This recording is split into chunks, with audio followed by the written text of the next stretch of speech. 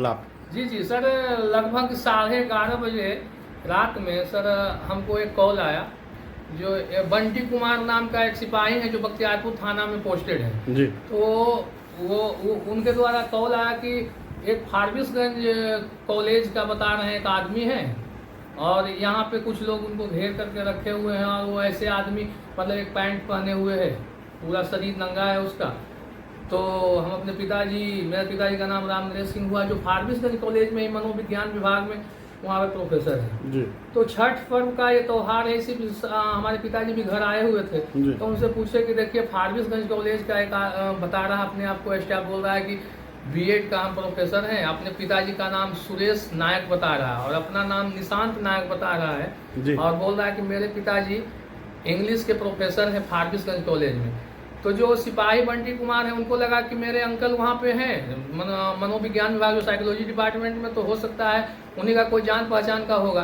तो वहाँ से उनको कॉल किया कि जो एक बार पापा से पूछिए ना, जो एक आदमी अपने आप को नाम बता रहा है निशांत नायक और पिताजी का नाम सुरेश नायक बता रहा है, जो कोई ऐसा आदमी है क्या जो यहाँ पे सब लोग, और उसका मानसिक स्थिति ठीक नहीं है तो कभी कुछ बोल रहा है कभी कुछ बोल रहा है, तो उसको क्या करना है। तो हम अपने पिताजी से बताया तो वो फारबिसगंज कॉल किए और उनके पिताजी का नंबर किन्हीं और अपने साथियों से उपलब्ध करवा कर बात किए तो बोले कि हाँ ये देखिए 2-3 दिन से मेरा बच्चा एक ही लड़का है और वो बीएचयू का टॉपर स्टूडेंट है, 3 सब्जेक्ट में एमए किए हुए हैं, जो मिसिंग था जिनका निशांत कुमार नाम है, फ्रेंच लैंग्वेज में और इंग्लिश में और बीएड में, और अभी वर्तमान में वो फारबिसगंज कॉलेज में ही बीएड का वो वहाँ पे क्लास लेते हैं, वो प्रोफेसर है वहाँ पे जी।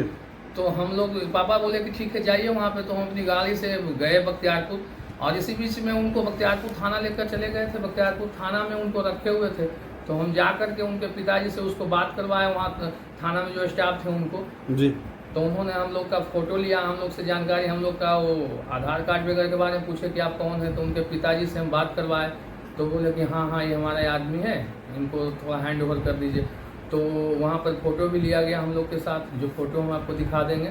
और बाकी तो वहाँ पर उनको ले करके हम फारबिसगंज रात में ही चले गए, उनके पिताजी के पास उनको ले गए। उसके बाद वहाँ पे हैंड ओवर किए, बहुत लोग वहाँ पे आए थे और सब लोग बोले कि ये तो बहुत अच्छा काम किया आप लोग, देखिए। कहीं न कहीं भैया सूत्रों से ये भी जानकारी मिली कि थाना में वो फराटेदार इंग्लिश भी बोल रहे थे। थ्रू आउट सर वो इंग्लिश ही बोल रहे थे, मतलब वहाँ बैठे हुए थे और कंटिन्यू थोड़ा सा एक्टिविटी कभी कभी गलत कर रहे थे, लेकिन थ्रू आउट वो इंग्लिश में ही बात कर रहे थे, मतलब थ्रू आउट ही बोल रहे थे। कभी कभी कुछ सर वो बहुत एक विद्वान आदमी थे, लेकिन सर समय की बात है, उनका मानसिक स्थिति ठीक नहीं था और ले जाने में भी सर बहुत परेशानी हुई। तो हम लोग उसको उनको लेकर के रात भैया एक तरफ जहाँ समाज में कुछ लोगों का मतलब आपसी प्रेम का जो पहले का भावना था वो इतना गिर गया सर कि पास में भी कोई दुखद घटना होती है लोग शामिल नहीं होते हैं, और आपको यह हिम्मत कैसे है कि 250 किलोमीटर दूर चले गए? सर देखिए हम फौज में थे और फौज वगैरह में सर ये सब एक दूसरे को हेल्प करने का मतलब वहाँ पे नेचर डेवलप किया जाता है और यही सिखाया जाता है कि अगर आपसे जो हो सकता है लाइफ में तो किसी की मदद कीजिए।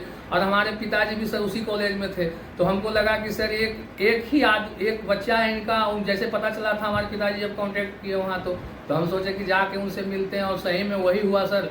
वो जो हम लोग को पता चला कि उनका ही बच्चा है वो सही में वही थे और उनको लेकर के हम वहाँ पहुँचा दिए। तो घर वाले बहुत खुश थे, उनकी वाइफ, उनकी मदर और गांव के उनके जो घर के बगल के लोग थे, बहुत लोग इकट्ठा। सुबह हम पहुँचे थे सर, लगभग 6 घंटे 7 घंटे लग गए सर वहाँ जाने में, पहुँचने में फारबिसगंज, और उसके बाद पहुँचा करके अभी थोड़ी देर। तो कहीं न कहीं आपने बताया कि वो मानसिक रूप से अस्वस्थ थे, तो जो जानकारी है तो रास्ते में तो तरह तरह की कठिनाइयाँ का भी सामना, वो कभी कभी वो जोर से चिल्लाना और कभी उनको बोलते थे बैठिए बैठिए तो थोड़ी देर रुकते थे।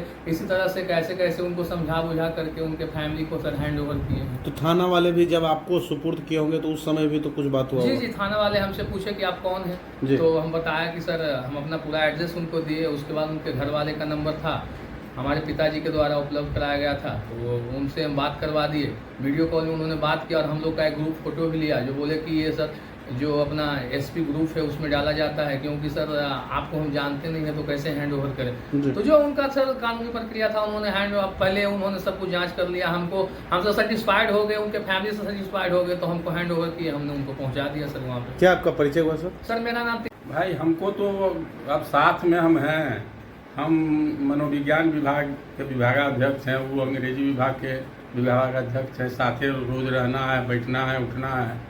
तो अब तो बच्चा के बारे में जब 11:30 बजे रात में लगभग हम सो रहे थे जी, खाना उना खाने के बाद बिछावन पर चले गए थे, सोने के टाइम हो रहा, सो रहे थे, उसी समय एकाएक हमको पता चला। क्योंकि उस थाना में बंटी कुमार नाम का हमारा भतीजा है, अपना भतीजा है, पोस्टेड है।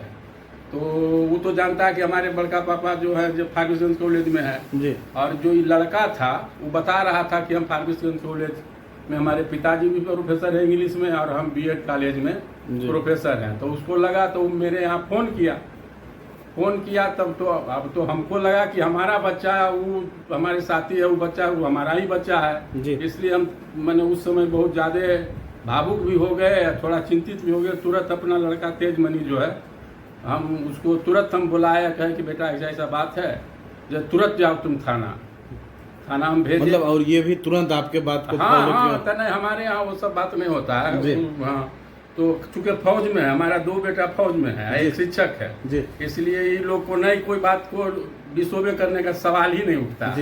ऐसे तो मेरा दुर्भाग्य कभी होगा तो हो सकता है डिसोबे कर, आज तक ऐसी कोई बात नहीं हुई है। तो मैंने कहा ये तुरंत तो फौजी एक्शन में था, तुरंत आ गया, तुरंत कहा नहीं गया। वहाँ जाने के बाद उस लड़का को लिया, अपने हैंड ओवर किया, वो थाना का जो प्रक्रिया करके इसको दिया। हम इसको कहे भी कि ले आओ घर, कहा कि नहीं जब हम पहुंचा देंगे। तो रात में गया उसको, हम भी कहे कि जाओ ठीक है पहुंचा दो, जा करके वहाँ पहुंचाया। फिर हमने रात भर बात करते रहे, सोए भी नहीं। अब देखे कि मैंने आपका भी ध्यान उधर ही लगा होगा। जी अरे क्या बात करते हैं, उसके साथ तो रात दिन जब हम वहीं हैं, उनके पिताजी मेरे साथ हैं। ये लड़का बच्चे के समान है, वहाँ प्रोफेसर है। मैंने उसके डेरा जाना, चाय पीना, नाश्ता करना, एक हमारा जो सामाजिक परिवेश है टीचरों का, तो वो तो अपनापन था। तो हमको तो लग रहा था कि मानसिक रूप से ये असंतुलित है, कब क्या कर देगा, गाड़ी में नहीं करेगा। लेकिन संयोग से ऊपर वाला का कृपा कहिए बढ़िया से पहुंच गया। वहाँ पहुंचने के बाद हमसे बात हुआ। मैंने उनके पिताजी जो हमारे साथ हैं, सुरेश नायक जी हैं, हमसे सीनियर प्रोफेसर हैं, तो उनसे फिर मैंने पूछा कि क्या मेरा बच्चा पहुंचा वहाँ लेके, तो कहे कि हाँ पहुंच गया अच्छी तरह से। जो बहुत बहुत धन्यवाद। हम कि हमको धन्यवाद नहीं दीजिए, ये भगवान को धन्यवाद दीजिए कि वो ऐसा जगह उतरा जो कि हमको मदद करने में हमने दिया। अगर बख्तियारपुर से अलग उतरता तो हम क्या करते। असंयोग से हम बख्तियारपुर में पहले रहे हुए हैं, है ना, इसीलिए सब लोग से जान पहचान था। वो लोग भी कहा कि हाँ नहीं चचा है, आइए आइए। वो लोग भी जानता था कि फारबिसगंज में ही है, ऑलरेडी मेरा भतीजा है। इसी से हमको जैसे ही पता चला भेजे। नहीं के समय में एक सिगरेट के लिए भी एक बच्चे की हत्या कर दी गई, वहाँ आप इतना खर्च करके भी पहुँचाने गए। नहीं, मानवता भी तो एक चीज़ होती है। और हम साइकोलॉजी के प्रोफेसर हैं, ये सब तो हम लोग पढ़ाते ही हैं, है ना। और उसके बाद हमको लगा कि जब हमारे रहते हमारे साथी का बेटा का अगर कुछ हो जाता है तो हम किस दिन के लिए उसको काम आवेंगे। हम एकदम उसमें हम अपना कुछ नहीं समझे कि हमारा आगे क्या होगा, हम अपना बेटा को भेज रहे हैं, इसका रिजल्ट क्या होगा। बिना आप समझे बूझे मानवता के नाते हमने उसको मैंने ऑर्डर दिया अपने बेटा को कि पहुंचाओ। हमारा बेटा सही सलामत वहाँ पहुंचा दिया। इसमें हमको कुछ समझ में नहीं आया कि किसका कोई मर्डर होगा, क्या होगा नहीं होगा। वो तो ऊपर वाला के हाथ में है, क्या होगा नहीं होगा उसको हमको दिमाग में माना। इसी तरह से क्या आपका परिचय हुआ, क्या नाम हुआ? मेरा रामनरेश सिंह नाम है। मैं मनोविज्ञान विभाग के विभागाध्यक्ष फारबिसगंज कॉलेज फारबिसगंज में है, कार्यरत हैं अभी। Thank you sir.